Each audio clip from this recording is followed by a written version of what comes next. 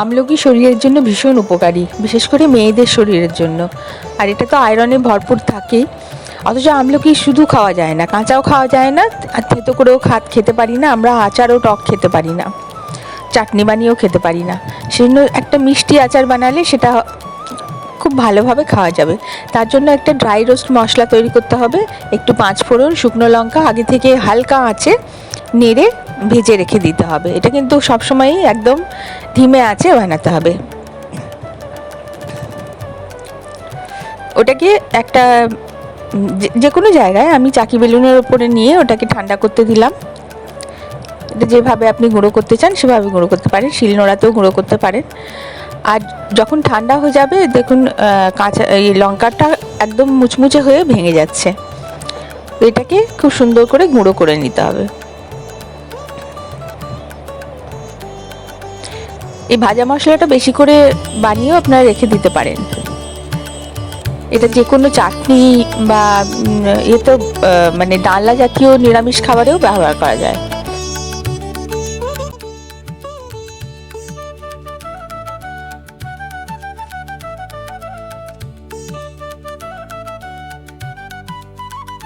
গুঁড়োটা হয়ে গেছে। একেবারে মিহি গুঁড়ো হবে না এটা, মিহি গুঁড়ো চাইলে মিক্সিতে গুঁড়ো করে নিতে পারেন, তবে মুখে দানা দানা পড়বে সেটাই ভালো লাগে। এবার একটা পাত্রে মানে কড়াই বা প্যান কিছু গরম করে তার মধ্যে আমি এখনও গ্যাসটা না জ্বেলে ওর মধ্যে মশলাগুলো আগে দিয়ে নিচ্ছি। ভাজা মশলার গুঁড়োটা দিয়ে দিলাম। এবার সামান্য হলুদ দেব,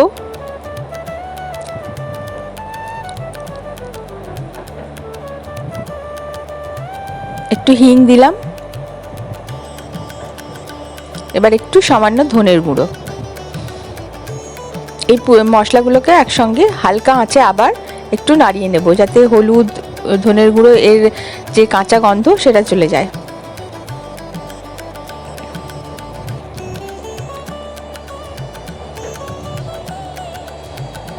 হালকা হালকা গন্ধ বেরোতে শুরু করবে মশলা থেকে, তখনই বোঝা যাবে এটা কাঁচা গন্ধ চলে গেছে আর এটা ভাজা হয়ে গেছে।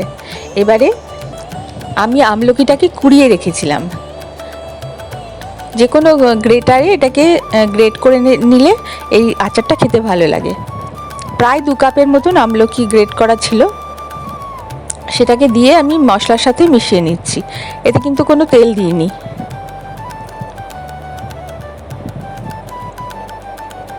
এবার দিলাম একটু নুন। আমলকি যেহেতু ভীষণ কষ, এতে কষা কষা লাগে খেতে, সেহেতু নুনটাও একটু দিতে হবে মোটামুটি পরিমাণে। আর এটা চিনিতে করব না, এটা করব আখের গুড়ে। আখের গুড়েও প্রচুর পরিমাণে আয়রন থাকে, যেটা শরীরের জন্য খুব ভালো। যাদের সর্দি কাশির ধাত থাকে, বুকে কফ জমে থাকে, তাদের জন্য আখের গুড় ভীষণ ভালো। তো আখের গুড় প্রায় 1.5 কাপের ওপর আমি আখের গুড় এর মধ্যে দেব।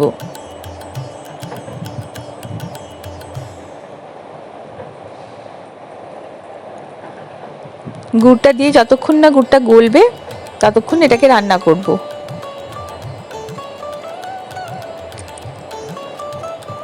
তবে ফ্লেমটা কখনোই খুব হাই করা যাবে না, তাতে পুড়ে যেতে পারে। গুড় যেহেতু তলা থেকে পুড়ে গেলে খুব তেতো হয়ে যাবে, সেহেতু খুব সাবধানে গুড়টাকে গলাতে হবে। গুড়টা আস্তে আস্তে গলে গেলে আবার 3-4 মিনিট এটাকে ওইভাবে রান্না করতে হবে। কালারটা পুরো চেঞ্জ হয়ে গেছে, একদম কালো হয়ে গেছে এটা।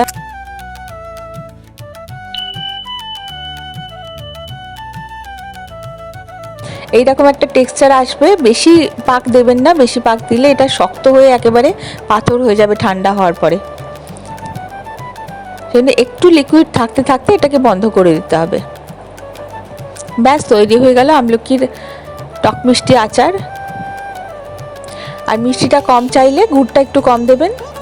আর আমলকির ওপর নির্ভর করবে কতটা টক, সেই হিসেবে গুড়টা দেওয়া নির্ভর করবে। তো সেই হিসেবে আন্দাজে গুড়টা দেবেন। এটা অনেক দিন পর্যন্ত আপনি রেখে খেতে পারবেন। এটা এতটাই জাল দিয়ে পাক করা সেজন্য এটাতে আর যদি কোনো সন্দেহ হয় একটু ভিনিগার মিশিয়ে রেখে দেবেন, তাহলে বহুদিন এটা আপনি রেখে খেতে পারবেন। তো কেমন লাগলো ভিডিওটা? ভালো লাগলে অবশ্যই পাশে থেকে সাবস্ক্রাইব, লাইক আর কমেন্ট করবেন। আমার চ্যানেলটাকে সাবস্ক্রাইব করতে ভুলবেন না কিন্তু। আর ভালো লাগলে নিজের আত্মীয় বন্ধু বান্ধবের সঙ্গে শেয়ার করে দেবেন। আবার কোনো নতুন ভিডিও দেখা হবে। এনজয় করুন আমলকির টক মিষ্টি আচার।